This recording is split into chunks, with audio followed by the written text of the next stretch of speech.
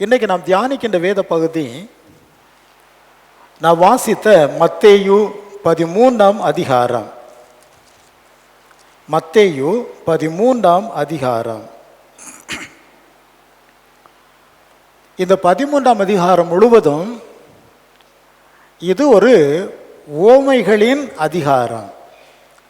7 ஓமைகளை ஆண்டவர் இந்த அதிகாரத்திலே நமக்கு எடுத்துரைக்கின்றார். எத்தனை ஓமைகள்? 7 ஓமைகளை ஆண்டவர் இந்த அதிகாரத்திலே சொல்லுகின்றார். விலை மதிப்பில்லாத தேவனுடைய ராஜ்யம். இந்த அதிகாரத்தின் மைய பொருள் விலை மதிப்பில்லாத தேவனுடைய ராஜ்யம். வேதத்தை படிப்பதில் அநேக முறைகள் உண்டு. ஏராளமான முறைகளை வேத வல்லுநர்கள் நமக்கு எடுத்து கொடுத்திருக்கின்றார்கள். எப்படி வேதத்தை படிக்க வேணாம், எவ்விதமான நிலையில் வேதத்தை நாம் கற்க வேண்டும் என்பது குறித்த நிறைய குறிப்புகள் உண்டு. பார்த்து கொள்ளுங்கள். அதில் சில குறிப்புகளை நான் உங்கள் மத்தியிலே சுட்டி காண்பித்து விட்டு இந்த அதிகாரத்திற்குள்ளே செல்ல விரும்புகிறேன். முதலாவதாக, இந்த வேத புத்தகத்தை படிப்பதில் ஒரு முறை வேத புத்தகத்தை ஆதியாகமம் முதல் வெளிப்படுத்தின விசேஷம் வரையிலும் அப்படியே வரிசை அனுசரித்து படித்து கொண்டு போவது. இந்த ஓவரால் பிக்சர் அப்போ நமக்கு கிடைக்கும்.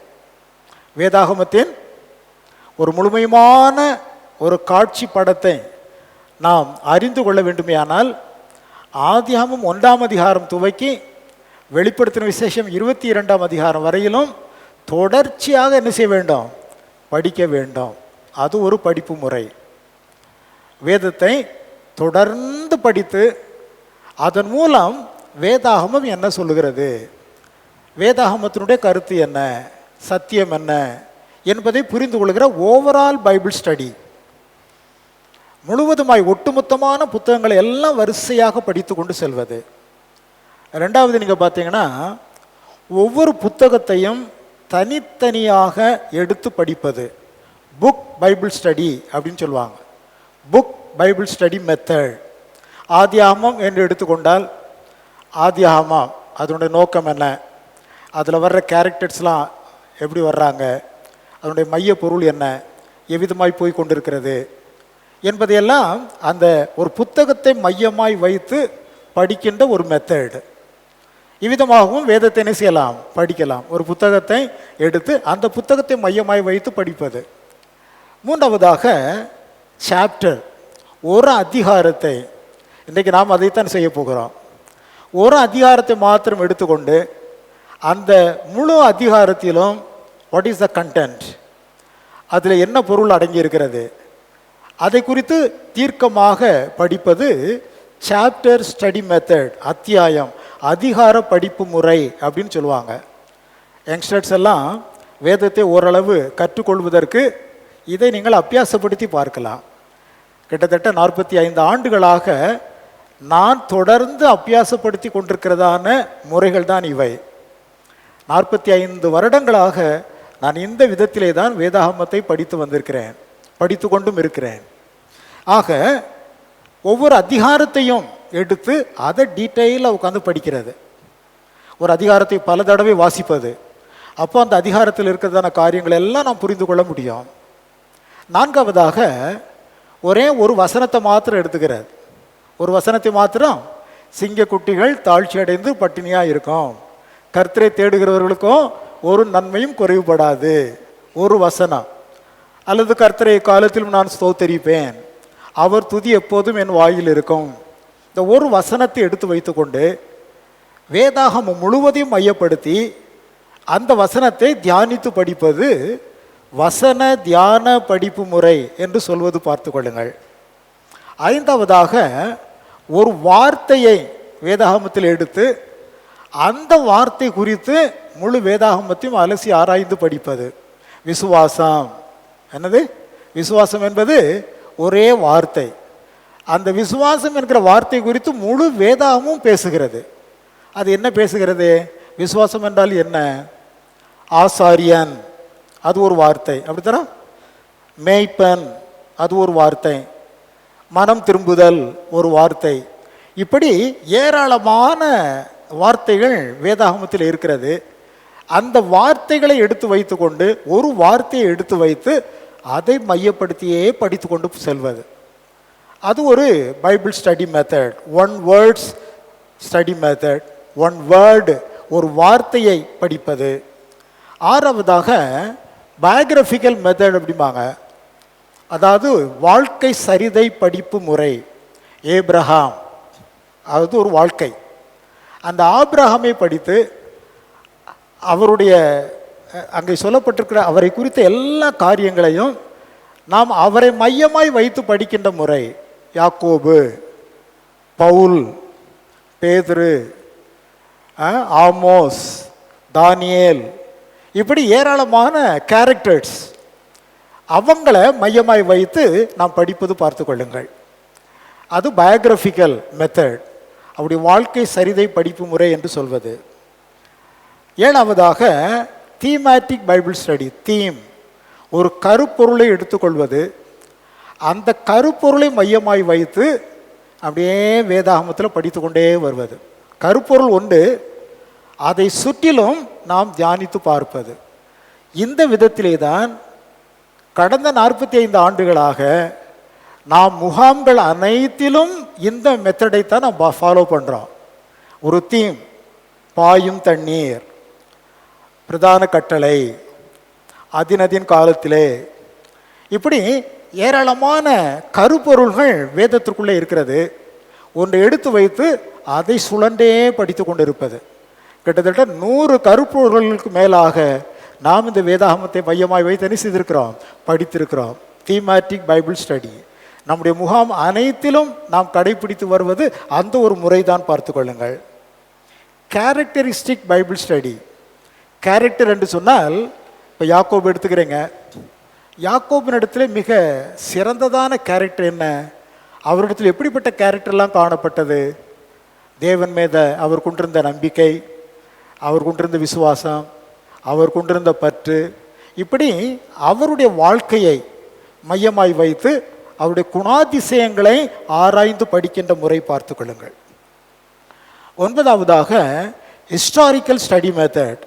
வேதத்தில் நிறைய வரலாறுகள் இருக்கிறது. இந்த வரலாற்றை படிப்பதற்கும் வேதாகமத்தை மையமாக வைத்து நாம் படிக்கலாம். நான் அடிக்கடி சொல்வேன் அல்லவா, நான் ஒரு எளிய வேத மாணாக்கன். எந்த வரலாற்று சிந்தனைகளை எடுத்து பார்த்தாலும் அதை எதிரே உரசி பார்த்து தான் நான் தெளிவடைவது வேதாகமத்தில் தான். வேதாகமம் தான் ஒரு சரியான வரலாற்றை நமக்கு எடுத்து கொடுப்பது. காரணம், அது தேவனுடைய வார்த்தை. மனிதர்கள் எழுதுகின்ற இந்த வரலாறெல்லாம் அவ்வப்பொழுது மாறிக்கொண்டே இருக்கிறது பார்த்து கொள்ளுங்கள். நேற்று ஒரு வரலாற்று ஆசிரியன் ஒன்றை சொல்லியிருப்பான், இன்றைக்கு அதையே ஒருவன் மறுப்பான். இப்படி பலவிதமான மார்க்க பேதங்கள் வரலாற்று பூர்வமாக உண்டு. வேதாகமம் நமக்கு ஒரு அடிப்படையான வரலாற்றை ஆணித்தரமாக எடுத்து கொடுக்கிறது. அந்த விதத்திலே தான் எல்லா விதமான உலக காரியங்களை பற்றி படிக்கின்ற பொழுது அந்த வரலாற்று ரீதியான வேத உண்மையை அடிப்படையாய் கொண்டு படிப்பது. அது ஹிஸ்டாரிக்கல் ஸ்டடி மெத்தட் என்று சொல்வது. 10ஆவதாக ஒரு இன்சிடென்டல் ஸ்டடி மெத்தட். வேதத்தில் இருக்கிற ஒரு நிகழ்வை எடுத்துக்கொள்வது. சாயந்தரத்தில் ஆண்டவர் தம்முடைய சீடர்களை பார்த்து அக்கறைக்கு போவோம் வாருங்கள் என்று அவர் உரைக்கின்றார். அது ஒரு இன்சிடென்ட். அக்கறைக்கு போவோம். உடனே அவர்கள் பிரயாணப்பட்டு போகின்றார்கள். ஆண்டவர் கொஞ்ச நேரம் நித்திரையாக இருக்கின்றார். சமுத்திரத்தில் காற்று புயல் மோதி அடிக்கிறது. நாங்களெல்லாம் மடிந்து போகிறோமே, உமக்கு கவலை இல்லையா என்கிறார்கள். ஆண்டவர் எழுது காற்றையும் கடலையும் அதட்டுகின்றார். அடுத்த அதிகாரத்தின் 1வது வாக்கியத்திலேயே அக்கறைக்கு அவர்களை கூட்டி கொண்டு போய் சேர்க்கின்றார். இது ஒரு நிகழ்வு. ஒரு மாலை நேரத்தில் ஆண்டவர் துவக்கி அதிகாலை நேரத்தில் என்ன செய்கிறது, அது முடிகிறது. ஒரு நிகழ்வு, ஒரு பர்டிகுலர் இன்சிடென்ட். ஸோ அதை மையமாய் வைத்து அதில் தேவன் நம்மோடு என்ன பேசுகிறார் என்பதை படிப்பது பார்த்து கொள்ளுங்கள். 11ஆவதாக கம்பேரட்டிவ் ஸ்டடி மெத்தட். அப்படியே கம்பேர் பண்ணி ஒத்து பார்த்து படித்தல். இவர் இதை சொல்லியிருக்கின்றார், தானியேல் இப்படி சொல்லியிருக்கிறாரு, வெளிப்படுத்துகிற விசேஷத்தில் இப்படி சொல்லியிருக்கு. அப்போஸ்தலனாகிய பவுல் இதை சொல்லி இருக்கின்றார். அப்போ இவைகளை எப்படி நாம் ஒப்புவித்து பார்ப்பது, கம்பேர் பண்ணி அதை ஒருங்கிணைத்து படிக்கிறதான ஒரு ஸ்டடி மெத்தட் பார்த்து கொள்ளுங்கள். 12வதாக ப்ராஃபஸட்டிக் ஸ்டடி மெத்தட். வேதாகமத்தில் ஏராளமான ப்ராஃபஸிஸ் இருக்கு, ஏராளமான தீர்க்க தரிசனங்கள் இருக்கு. இதை படிப்பதற்கே நமக்கு ஆயுள் பத்தாது. இன்றைக்கி நம்ம ஆட்கள் புதுசு புதுசாக கப்ஸா அடிச்சுக்கிட்டு இருக்கிறாங்க. தீர்க்க தரிசனம்னு புதுசு புதுசாக மக்கள் என்ன செய்கிறார்கள், ஏமாற்றி கொண்டு இருக்கின்றார்கள். இதுக்குள்ளே இருக்கிற தீர்க்க தரிசனங்களை படிக்கிறதுக்கே நமக்கு ஆயுள் போதாது. அவ்வளவு தீர்க்க தரிசனங்களை கர்த்தர் வைத்திருக்கின்றார். அந்த தீர்க்க தரிசனங்களை மையப்படுத்தி படிக்கின்ற படிப்பு, இப்படியே நான் சொல்லிக்கொண்டே போகலாம். ஸோ ஏராளமான விதத்திலே நான் வேதத்தை ஆராய்ந்து படிக்க முடியும். ஹேண்ட் புக் எடுத்து நீங்கள் பார்ப்பீர்களே, ஆனால் அதில் ஒவ்வொரு புத்தகத்தை குறித்தும் நான் ஸ்டடி பண்ணியிருப்பேன். அப்படி தானே? ஆதியாமத்திலிருந்து வெளிப்படுத்தின விசேஷம் வரையில் புக் ஸ்டடி மெத்தட்.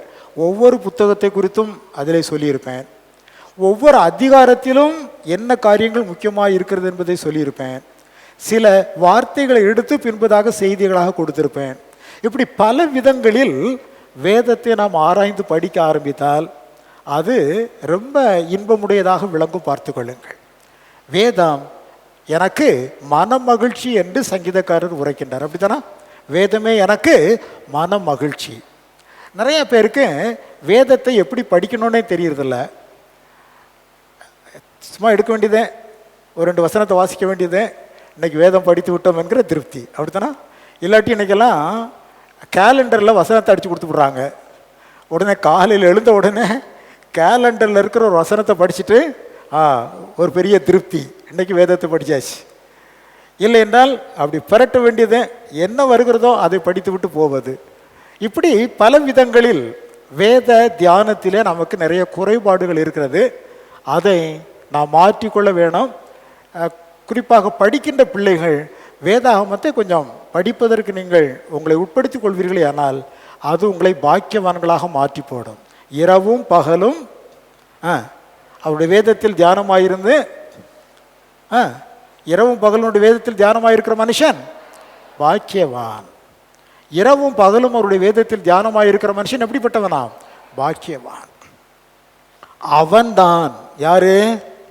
இரவும் பகலும் அவருடைய வேதத்தில் தியானமாய் இருக்கிற மனுஷன் பாக்கியவான்.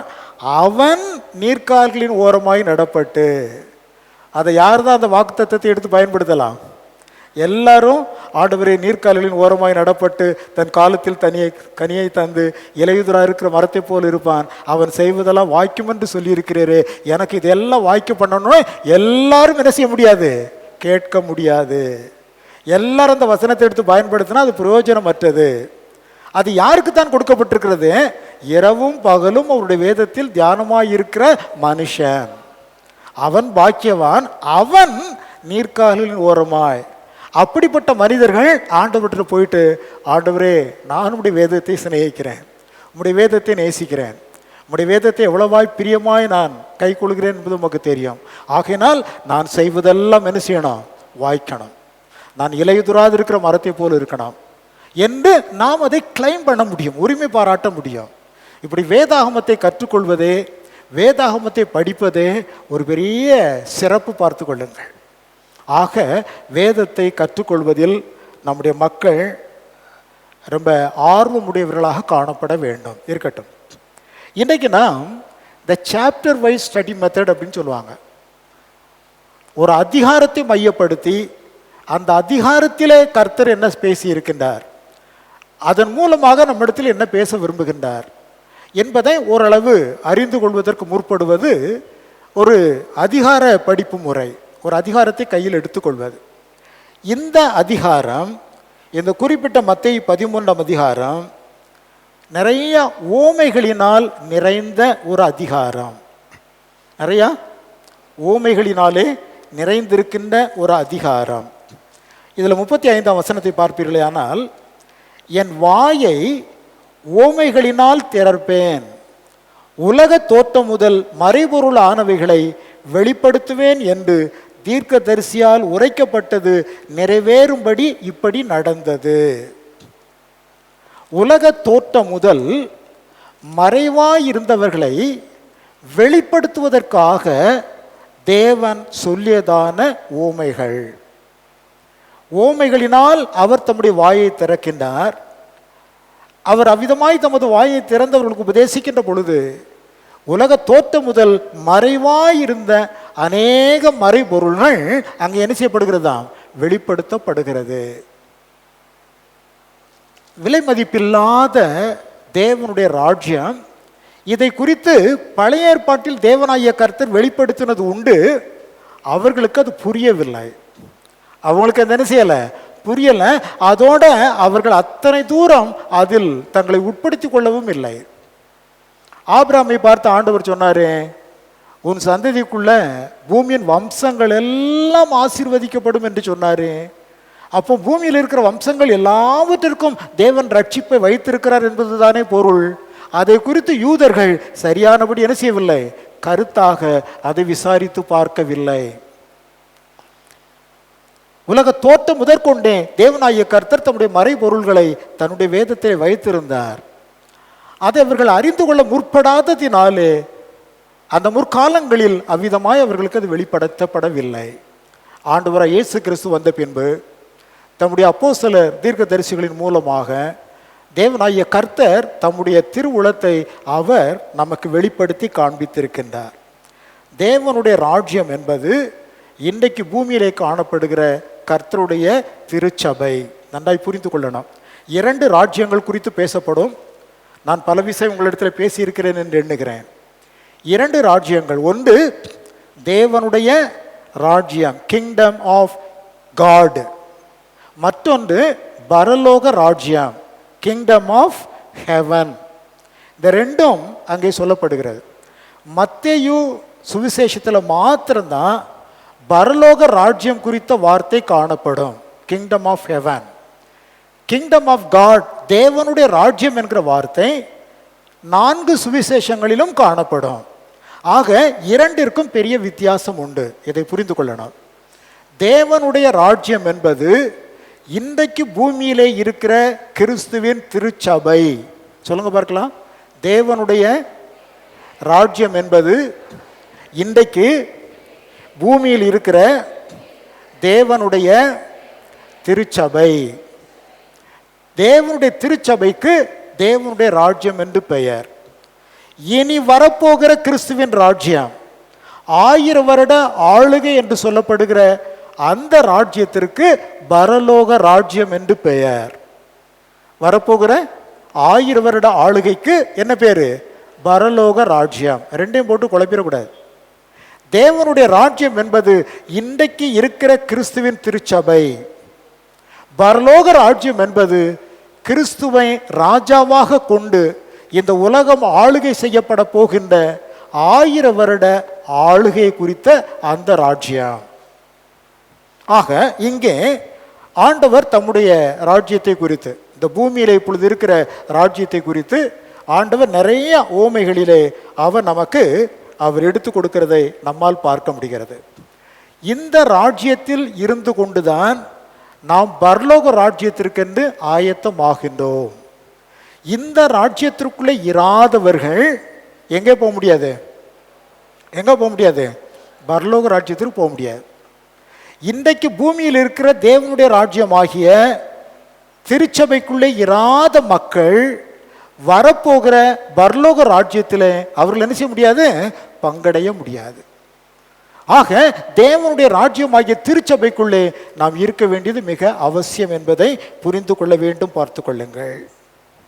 ஆகவே இங்க பரலோக ராஜ்யம் பரலோக ராஜ்யம் பரலோக ராஜ்யம்னு நிறைய சொல்லிட்டே வருவார். அந்த பரலோக ராஜ்யம் எல்லாம் வரப்போகின்ற அந்த ராஜ்யத்தை அடைய போகிறதான மக்களை குறித்ததான வார்த்தைகள். பார்த்து கொள்ளுங்கள். இங்கே சொல்லப்பட்டிருந்த ஓமையில இருக்கிற இந்த வார்த்தைகள் எல்லாம் வரப்போகிற ராஜ்யத்திற்கென்று தம்முடைய பிள்ளைகளை ஆயத்தப்படுத்துகின்ற வார்த்தைகளாக அவைகள் விளங்குகிறது. வேகமாக நான் சொல்லி செல்ல விரும்புகிறேன். முதலாவதாக இந்த 13ஆம் அதிகாரத்தில் 3 முதல் 23 வாக்கியங்களில் விதைக்கிறவனின் ஓமை சொல்லப்பட்டிருக்கிறது. என்ன பேரு? எல்லாரும் சொல்லுங்க பார்க்கலாம். விதைக்கிறவன் ஓமை. ஓமை எல்லாருக்கும் தெரியும் தானா? ஒருவன் விதையை எடுத்துக்கொண்டு விதைக்கிற ஒருவர் என்ன செய்தான்? விதை விதைக்க போனான்.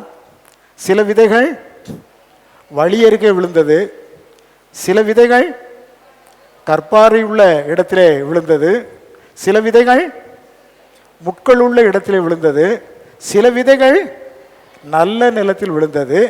நல்ல நிலத்தில் விழுந்த விதைகளோ 1 30 60 பலன் தந்தது. அதில் ஆண்டவரே விளக்கத்தை கொடுப்பார். விதை என்பது தேவனுடைய வசனம். விதைக்கிறவன் தேவனுடைய வசனத்தை என்ன செய்கிறான்? பிரசங்கிக்கின்றான். அந்த நிலம் என்பது கேட்கிறவர்களுடைய மனது, கேட்கிறவருடைய மனது. அப்போ நல்ல நிலம் ஒன்று வழி அருகே, அது பலன் கொடுப்பதில்லை. அப்புறம் கற்பாறை, அதுவும் தீந்து போய் விடுகிறது. முட்கள் அது நெருக்கி போட்டு விடுகிறது. நல்ல நிலத்தில் விழுந்த விதைகள் என்ன செய்கிறதா? நல்ல விளைச்சலை கொடுக்கிறதாக காணப்பட்டு விடுகிறது. இது தேவனுடைய ராஜ்யம் எவ்விதமாய் ஸ்தாபிக்கப்படுகிறது என்பதை குறித்து அது சொல்லப்படுகிறது. பார்த்து கொள்ளுங்கள். நல்ல நிலமுள்ள அந்த மக்களை அவர் தெரிந்தெடுத்து அவர்கள் மூலமாக நல்ல விளைச்சலை என்ன செய்கிறார்? ஆண்டவர் தாம் ஏற்படுத்தி கொள்ளுகிறார் என்பதை நாம் அங்கே உற்று கவனித்து பார்க்கின்றோம். ஆகவே நம்முடைய மனங்கள் எல்லாம் தேவனுடைய வார்த்தைகள் விழுந்த இடம். நாமெல்லாம் கொஞ்சம் நல்ல நிலமாக இருந்திருக்கிறோம், அப்படித்தானா? நாமெல்லாம் யார்? வேத வசனத்தை எவ்வளோ பேருக்கு சொல்கிறாங்க, ஆனால் இங்கே அமர்ந்திருக்கிற பேர் எத்தனை பேர் தான்? கொஞ்சம் பேர் தான். காரணம், இங்கே இருக்கிற மக்களுக்குள்ள என்னமோ கொஞ்சம் நல்ல நிலம் இருந்திருக்கு. இந்த மக்களுடைய மனதெல்லாம் எப்படிப்பட்டது? நல்ல நிலம். அதனால 30 60 100 பலன் கொடுக்கக்கூடிய விதத்திலே நம்ம எல்லாம் கர்த்தருங்கே கூட்டி சேர்த்திருக்கின்றார். விதைக்கிறவன் ஓமையிலே நல்ல நிலம் விளைச்சலை தரும். நல்ல நிலம் என்ன செய்யும்? விளைச்சலை தரும். நாமெல்லாம் நல்ல நிலங்கள். விதை விழுந்திருக்கிறது, இப்பொழுது அது வளர்ந்து கொண்டு இருக்கிறது. எதை நோக்கி போக வேண்டும்? இடையில தீஞ்சு போயிடக்கூடாது. நல்ல நிலமாக நாம் இருக்கிறதுனாலே கண்டிப்பாக தேவனுக்கேற்ற விளைச்சலை கொடுக்க வேண்டும். அல்லேலூயா. 30 60 100 என்பது என்னது? நாம் செய்கிறதான ஆத்தும ஆதாயம்தான். நல்ல நிலத்தில் விழுந்த விதைகளாக நாம் வசனத்தை ஏற்றுக்கொண்டிருப்போம். ஆனால் சில பேர் 30 ஆத்துமாக்களை ஆதாயப்படுத்துவாங்க, சில பேர் 60 ஆத்துமாக்களை ஆதாயப்படுத்துவார்கள், சில பேர் 100 ஆத்துமாக்களை ஆதாயப்படுத்துவார்கள்.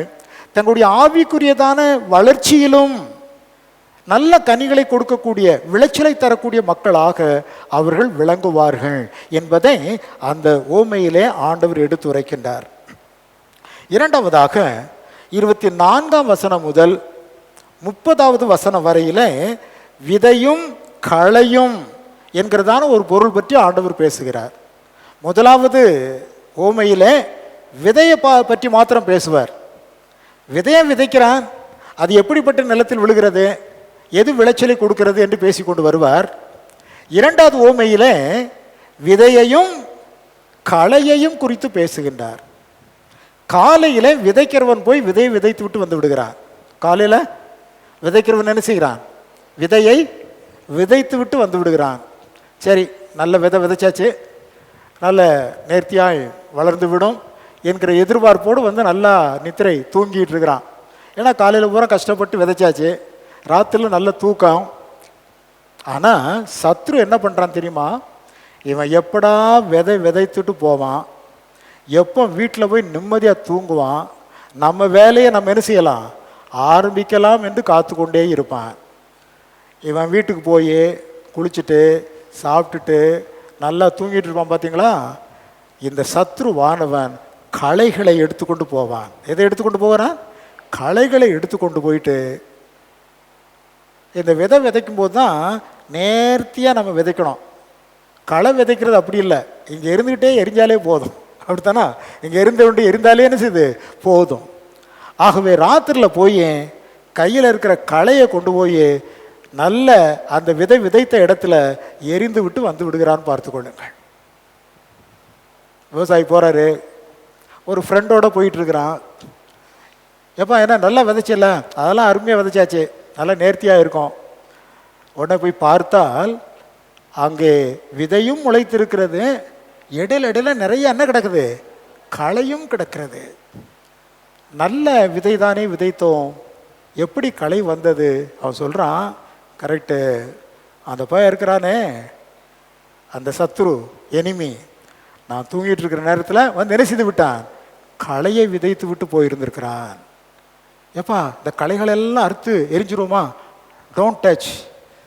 ஏன்னா எது பயிர் எது களைன்னு இப்போ என்ன செய்யாது, தெரியாது, விட்டுரு, அது என்ன செய்யட்டும், வளரட்டும்.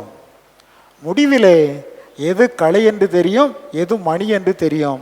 முதலாவது களையை அறிந்து அது நெருப்பிலே போட்டு விடுவார்கள், நல்ல மணிகளையும் களஞ்சியத்திலே கொண்டு போய் சேர்ப்பார்கள். அது பரியந்தம் வளரட்டு, விட்டுரு அப்படின்னு எஜமான் சொல்லுகிறான். அதைத்தான் அந்த பகுதியிலே நான் பார்க்கின்றோம். அதற்கு ஏற்ற பலன் உண்டாகும். விதைக்கு ஏற்ற பலன் விதைக்கு உண்டாகும், களைக்கேற்ற பலன் களைக்கு உண்டாகும். தேவனுடைய ராஜ்யத்தில் இந்த இரண்டும் இருக்கும் என்பதை நாம் புரிந்து கொள்ள வேண்டும்.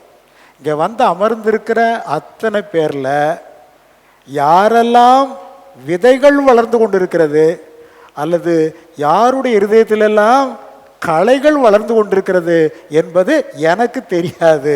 யாருக்கு தெரியும்? யாருக்கு தெரியும்? ஆண்டவருக்கு தெரியும். பார்த்து கொள்ளுங்கள்.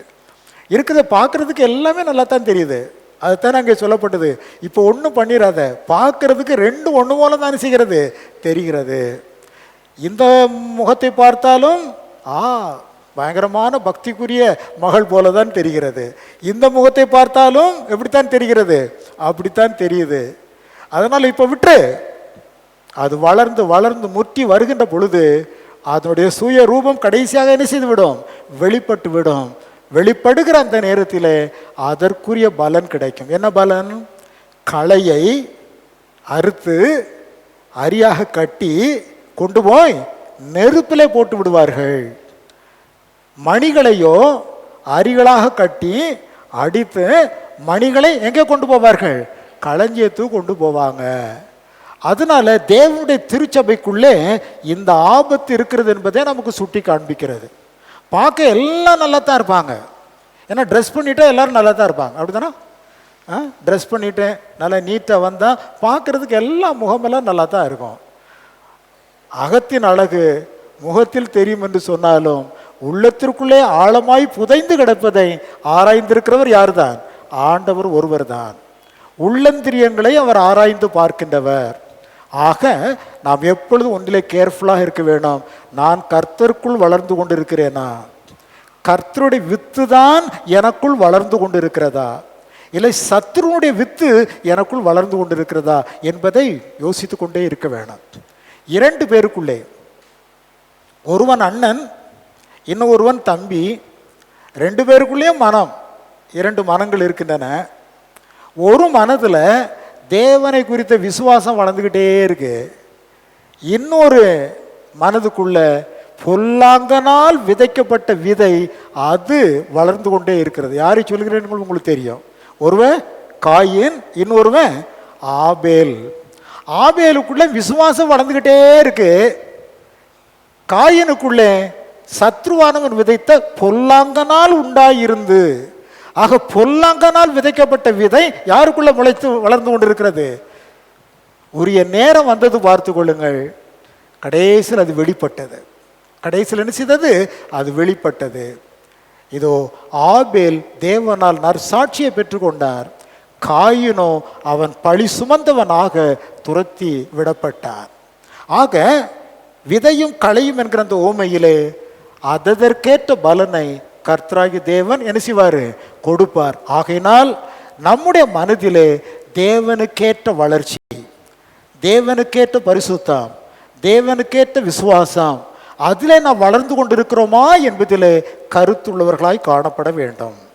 மூன்றாவதாக 31ஆம் வசனத்திலே இருந்து 32ஆம் வசனம் வரையிலும் சின்ன பகுதி, அதை நான் வாசிக்கிறேன் பாருங்கள். வேறொரு ஓமையை அவர்களுக்கு சொன்னார். பரலோக ராஜ்யம் கடுகு விதைக்கு ஒப்பாயிருக்கிறது. அதை ஒரு மனுஷன் எடுத்து தன் நிலத்தில் விதைத்தான்.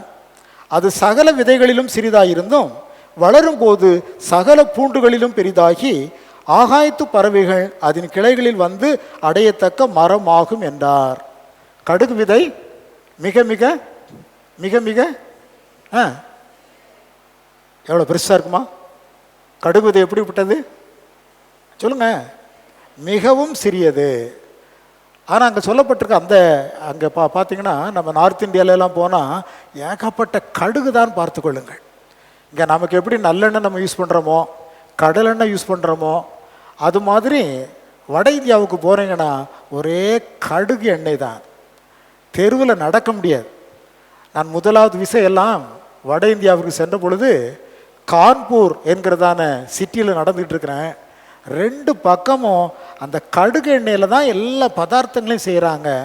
அந்த நாத்தமே நமக்கு பிடிக்காது பார்த்துங்க, அப்படியே உமட்டுற மாதிரி இருக்கும். அங்கே எல்லாம் கடுகு தான். ராஜஸ்தானில் நீங்கள் போய் பார்த்தால் பெரிய பெரிய மலையாக குமிச்சிருப்பாங்க கடுகு. அவ்வளவு திரளாய் அது விளையும் பார்த்துக்கொள்ளால இவ்வளோ உயரம் வளரும். மஞ்சள் கலரில் பூ பூக்கும், நல்ல கிளைகள் இருக்கும். இவ்வளோ உயரம் நம்ம ஊரில் நம்ம நாட்டில் விளைகிற கடுகு இவ்வளோ உயரம் இருக்கும், இவ்வளோ உயரம் கூட போகும். ஆனால் ஒருவேளை பாலஸ்தீனத்தில் விளைகிற அந்த கடுகு இன்னும் கொஞ்சம் பெரிய விருட்சமாக இருக்கும் போல் தெரிகிறது. ஆண்டவர் சொன்னார், அது பூண்டுகளிலே சிறிய விதையாக இருந்த போதிலும் வளர்ந்து வருகின்ற பொழுது பறவைகள் வந்து அதில் தங்கக்கூடிய மரமாக மாறிவிடுகிறது. அப்போ விதை, தேவனுடைய வசனம் என்பது மிகவும் சிறியதாக ஒரு வசனத்தை தான் நம்ம போய் எடுத்து போடுறோம். ஒரு வசனத்தை தான் நம்ம எடுத்து போடுகிறோம். அந்த வசனம் ஒரு இடத்துல பலன் கொடுக்கின்ற போது அந்த ஒரு வசனம் 30 ஆன்மாக்களை சம்பாதிக்கிறது. அந்த 30 60 ஆகி விடுகிறது, 60 100 ஆகி விடுகிறது. அப்படி வந்து ஒரு பெரிய சபையை ஆன உடனே எந்த மக்கள் வேண்டுமானாலும் அதற்குள்ளே வந்து அடைக்கலம் கண்டுகொள்ளத்தக்க விதத்திலே தேவனுடைய திருச்சபையானது வளர்ந்து பெருகும் ஆற்றல் படைத்தது. வளர்ந்து பெருகும் ஆற்றல் படைத்தது. நம்ம சபை ஒரு சின்ன சபை, ஒரு கிராமத்தில் இருக்கிற ஒரு சிறிய சபை பார்த்து கொள்ளுங்கள். இந்த சிறிய சபையை நாம் துவங்கும் போது ஒரு 10 பேரை வைத்து நாம் துவங்கினோம், அல்லது ஒரு 5 பேர் ராமலிங்காபுரத்தில் துவங்கினாங்க. இங்கே சபையை எடுத்தும்போது ஒரு 10 பேர் இருந்தது. கொஞ்சம் கொஞ்சமாய் வளர்ந்தது. இன்றைக்கி நம்ம மக்கள்லாம் நிறைய வெளியூரில் இருக்கிறாங்க. நம்ம மக்கள் எல்லாரும் இன்றைக்கி தான் பார்க்க முடியும், 2 அக்கேஷனில் பார்க்கலாம். ஒன்று கிறிஸ்மஸ் அன்னைக்கு, நியூ இயர் அன்னைக்கு, இன்னொரு அக்கேஷன் முகாமின் போது. எல்லாம் வெளியே இருக்கிறாங்க. அப்போ கொஞ்சம் கொஞ்சமாய் வளர்ந்து ஏதோ கொஞ்சம் ஆத்துமாக்களாக பெருகி இருக்கிறது. இப்போ யார் வேண்டுமானாலும் இதற்குள்ளே வந்து அடைக்கலம் பெறக்கூடிய விதத்திலே தேவனுடைய திருச்சபையானது வளர்ந்து பெருகி கொண்டே இருக்கிறது. நீங்கள் இன்னும் அதிகமாய் நன்றாய் உழைப்பீர்களேயானால் வேகமாக திருச்சபை என்ன செய்யும்? வளரும். இல்லைன்னா நம்ம ஊர் கடுகு மரம் மாதிரி இருக்கும். பாலஸ்தீனத்துக்கு கடுகு மரம் மாதிரி வளரணும்னா எல்லாரும் என்ன செய்ய வேண்டும்? என்ன செய்யணும்? 30 60 100 ஆத்துமாக்களை சம்பாதிக்க வேண்டும். அப்படி நீங்கள் சம்பாதிச்சால் பாலஸ்தீனத்துக்கு கடுகு மரமாக நான் மாறிவிடலாம். இல்லைன்னு சொன்னால் ராஜஸ்தான் அந்த கடுகு மரம் கூட இல்லை, நம்ம வீட்டில் வளர்கிற கடுகு மரம். நம்ம வீட்டில் பார்த்துருக்கீங்களா? ராஜஸ்தானில் இவ்வளோ உயரம் வளருது, பெரிய பெரிய செடிகளாக இருக்கும். ஆனால் நம்ம வீட்டில் நீங்கள் கடுகை போட்டு பாருங்கள், இவ்வளவுக்கு மேலே வளராது. பார்த்துருக்கீங்களா? கடுகு தப்பி தவறி என்ன செய்கிறது? முளைக்கா? கடுகு முளைச்சதுன்னா எவ்வளோ தூரம் தான் வருது? இவ்வளவு தான் வருது. ஆகவே 30 வளர முடியும், ராஜஸ்தான் மாதிரி 60 வளர முடியும், பாலஸ்தீன மாதிரி பெரிய விருட்சமாகவும் என்ன செய்ய முடியும்? வளர முடியும். அது நம்முடைய ஆற்றல் உழைப்பிலே இருக்கிறது என்பதை புரிந்து கொள்ள வேணும். கடுகு விதை அடைக்கலம் தரும் சபை. இந்த பகுதியில் இருக்கிற எல்லா மக்களுக்கும் அடைக்கலம் கொடுக்கக்கூடிய சபையாக நம்முடைய திருச்சபை காணப்படுகிறதா என்பதை சிந்தித்து பார்க்க வேணும்.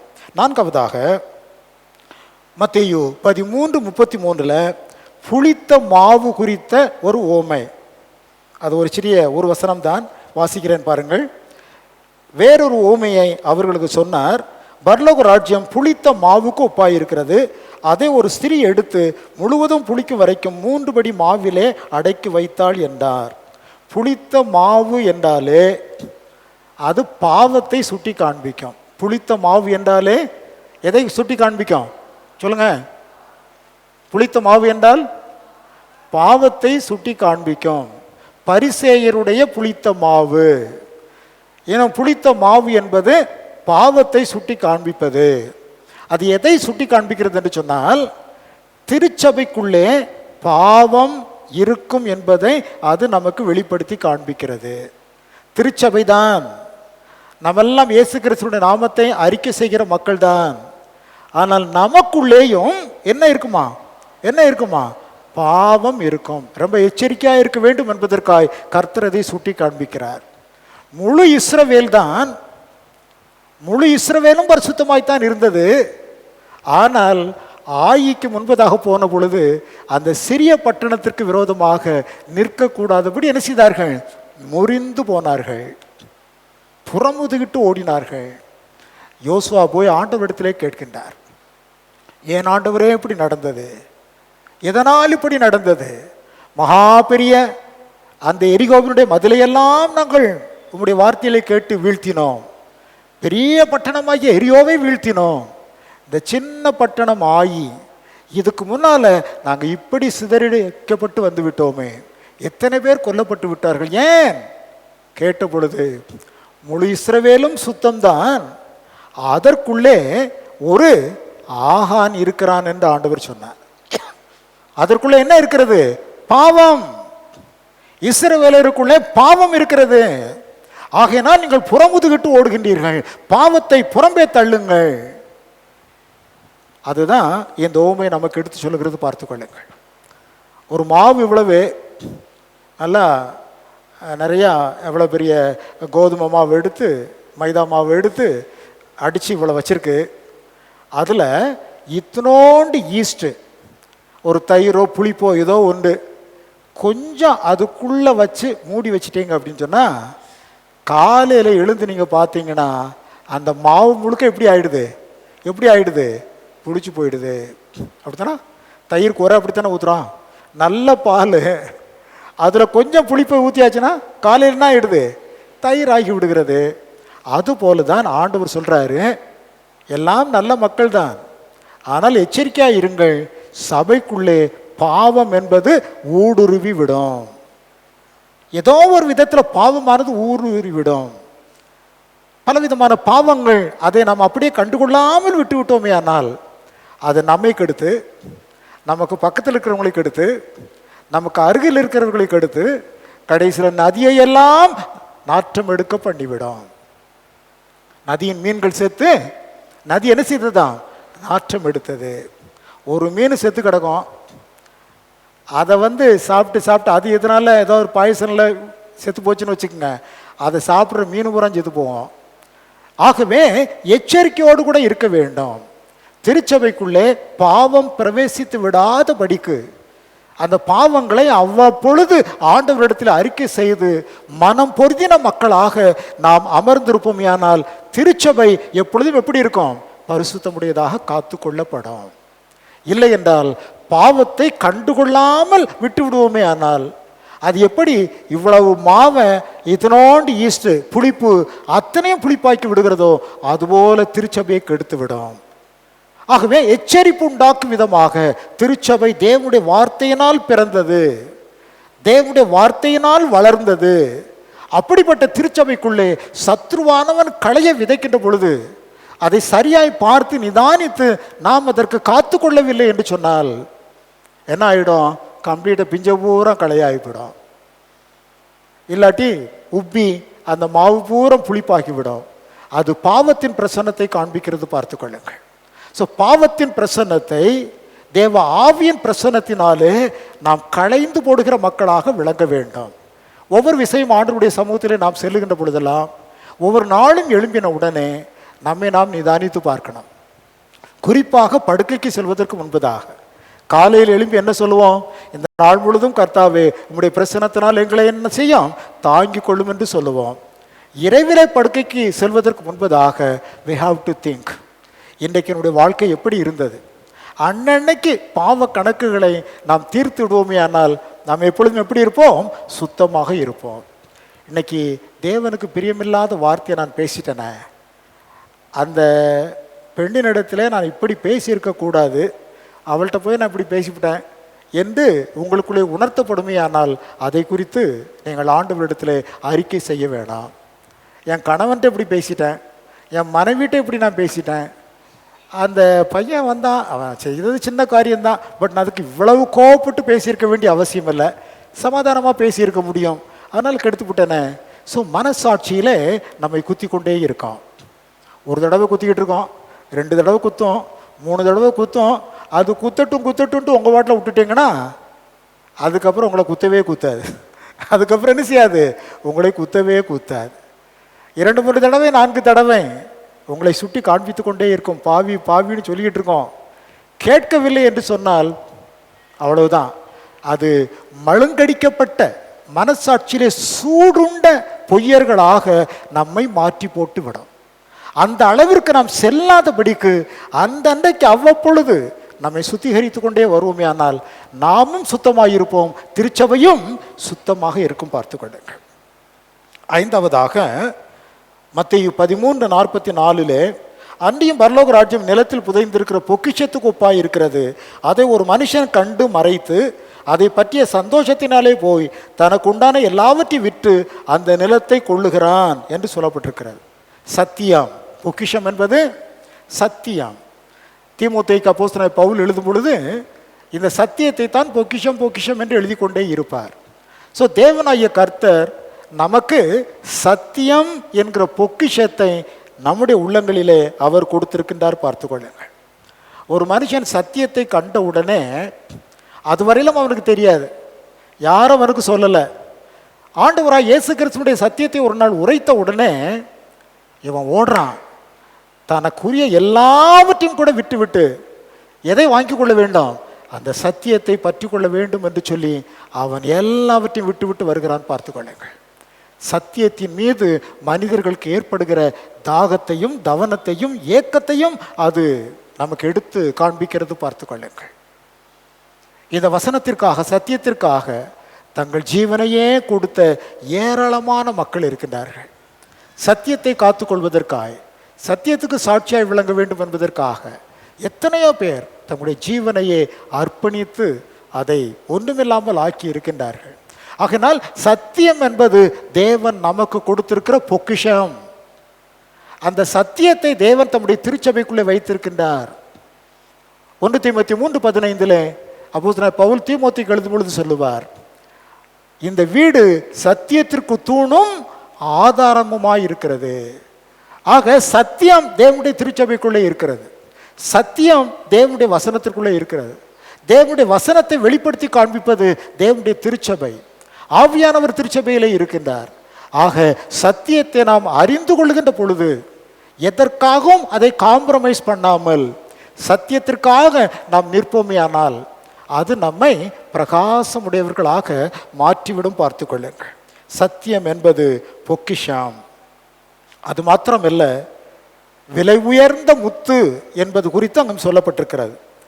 மத்தேயு 13ஆம் அதிகாரத்திலே 45, 46 பார்க்கிறோம். பரலோக ராஜ்யம் நல்ல முத்துக்களை தேடுகிற வியாபாரிக்கு ஒப்பாய் இருக்கிறது. அவன் விலை உயர்ந்த ஒரு முத்தை கண்டு போய் தனக்கு உண்டான எல்லாவற்றையும் விற்று அதை கொள்ளுகிறான்.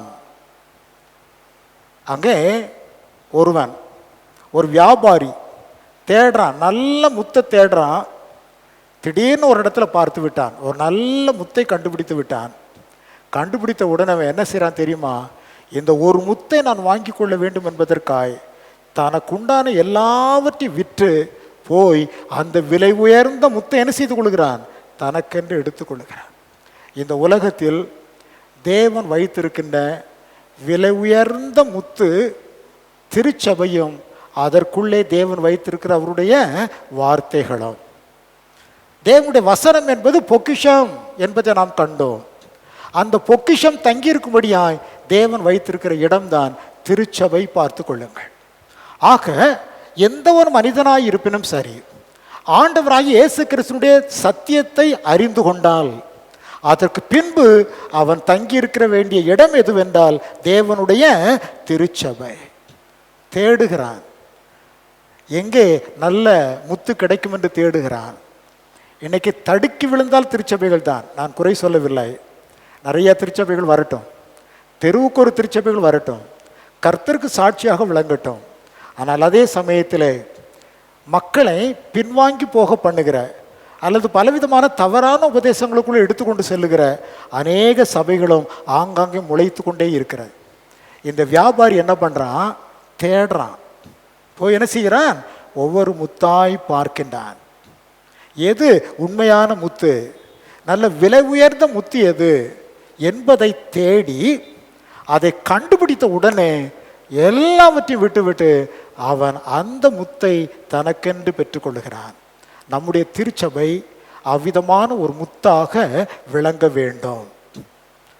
இங்கே இருக்கிறதான அந்த மக்களை கொண்டுதான் இந்த திருச்சபை என்பது அப்படிப்பட்ட விசேஷமான ஒரு முத்தாக தேவன் மக்களுக்கு வெளிப்படுத்தி காண்பிப்பார். இன்னைக்கு நம்முடைய திருச்சபை எவ்விதமாய் காணப்படுகிறது?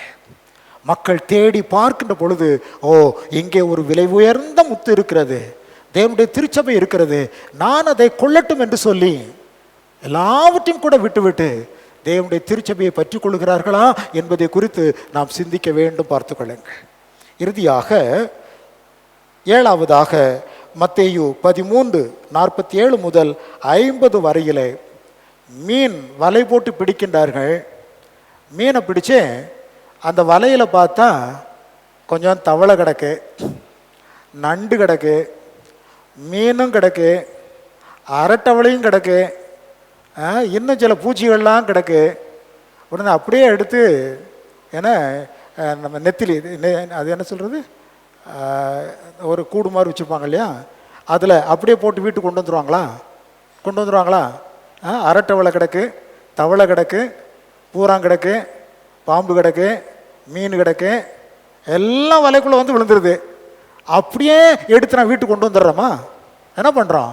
கரையிலே கொண்டு வந்து நல்ல மீன்களெல்லாம் எடுத்து தெல்லின்னு தான் சொல்லுவாங்களா, தெல்லிக்குள்ளே போட்டுக்கிறது. வேண்டாதவைகளெல்லாம் தூக்கி என்ன செஞ்சிருவாங்க? வெளியே எரிந்து போடுவார்கள். அதுபோல தான் இங்கே வலையை போடுறான். அது யார் தெரியுமா? வலை போடுகிறவர்கள் கடைசி நாட்களிலே தேவ தூதர்கள் இந்த பூமியில் வந்து வலையை போடுவார்கள். பூமியில் வந்து வலையை போடுவாங்க. அப்போ நாம் எல்லாரும் அந்த வலைக்குள்ளே போய் விழுந்துருவோம். தேவதூதர்கள் வந்து உலகத்திலே வலையை போடுகின்ற பொழுது குவளைக்கண்ணியில் ஒரு 10 வலையை போட்டுக்கிட்டு இருப்பாங்க. அந்த ஒவ்வொரு சபையிலும், நம்ம சபையிலும் அப்படித்தான். வலையை போட்ட உடனே அவ்வளோ பேர் எங்கே விழுந்து கிடப்போம்? தேவதூதருடைய கண்ணுக்கு தெரியும், இது தவளை, இது நல்ல மீன், இது பாம்பு, இது பல்லி என்ன என்பதை அவருடைய கண்களுக்கு தெரியும். அவர்கள் அவைகளை எல்லாம் எடுத்து தூர எரிந்து விட்டு நல்ல மீன்களை மாத்திரம் எங்கே கொண்டு போவார்களாம்? தேவனுடைய ராஜ்யத்துக்குள்ள, பரலோக ராஜ்யத்துக்குள்ள அவர்கள் கொண்டு செல்வார்கள். ஒருவேளை ஆண்டவருடைய வருகை இன்றைக்கு இருந்து ஆண்டவருடைய தூதர்கள் வந்து வலையை போட்டு நம்ம சபையில் இருக்கிற எல்லாரும் அந்த வலைக்குள்ள போய் விழுந்து கிடக்கும்போது நம்ம எல்லாரும் களஞ்சியத்திற்குள் கொண்டு போய் சேர்க்கப்படுவோமா? இல்லை என்றால், சீ இது தவளை, சீ இது நண்டு, சீ இது பாம்பு அப்படின்னு தூக்கி எறிவார்களா என்பதை குறித்து நாம் எப்படி இருக்க வேண்டும்? எச்சரிக்கையுடையவர்களாக காணப்பட வேண்டாம். அங்கே அப்படித்தான் சொல்லப்பட்டிருக்கிறது, பார்த்து கொள்ளுங்கள். இப்படியே உலகத்தின் முடிவிலே நடக்கும். தேவதூதர்கள் புறப்பட்டு நீதிமான்களின் நடுவிலிருந்து பொல்லாதவர்களை பிரித்து அவர்களை அக்கினி சூளையிலே போடுவார்கள். அங்கே அழுகையும் பற்கடிப்பும் உண்டாயிருக்கும். என்ப ஆண்டவர் சீஷர்களை பார்த்து, இவைகளெல்லாம் அறிந்து கொண்டீர்களா? நான் உங்களுக்கு சொன்னேன், இந்த ஓமைகளை எல்லாம் அறிந்து கொண்டீர்களா? அதற்கு அவர்கள், ஆம் ஆண்டவரே அறிந்து கொண்டோம், ஆம் ஆண்டவரே அறிந்து கொண்டோம். இந்த காரியங்களை எல்லாம் நீங்கள் அறிந்து கொண்டீர்களா? சொல்லுங்க, நீங்க தான் பதில் சொல்லணும். எல்லாவற்றையும் அறிந்து கொண்டீர்களா? விதை என்பது தேவனுடைய வசனம். நல்ல விளைச்சலை அது தரும். விதையும் களையும் அதற்கேற்ற பலன் உண்டாகும். கடுகு விதை அடைக்கலம் தருகின்ற சபையாக விளங்குவது. புளித்த மாவு சபைக்குள்ளே காணப்படுகின்ற பாவம். பொக்கிஷம் சத்தியம். விலை உயர்ந்த முத்து தேவனுடைய திருச்சபை. மீன்பிடி வலை தேவதூதர்கள் வந்து எங்கே கொண்டு போகிறது? களஞ்சியத்துக்குள்ளே கொண்டு போகிறாங்களா, வெளியே தள்ளுகிறார்களா என்பதை அந்த நாள் முடிவு செய்யும் பார்த்து கொள்ளுங்கள். அது பரியந்தம் ஆண்டவருடைய சமூகத்தில் நாம் மிகுந்த எச்சரிக்கையோடு கூட நம்முடைய வாழ்வை நடத்தி சென்று நம்முடைய நோக்கம் தேவனுடைய ராஜ்யத்துக்குள்ள, பரலோக ராஜ்யத்துக்குள்ள நாம போய் விழுந்துடணும். எங்கே விழுந்து விட வேண்டும்? பரலோக ராஜ்யத்துக்குள்ளே போய் விழுந்து விட வேணும். அதுதான் களஞ்சியம். அந்த களஞ்சியத்தில் போய் நாம் விழுந்து விட வேணாம். அதற்கு தடையாக எதையும் நாம் அனுமதித்து விடாதபடிக்கு நம்முடைய வாழ்வை குறித்து நாம் எச்சரிக்கையோடு கூட தேவ சமூகத்திலே காத்திருக்க வேண்டும்.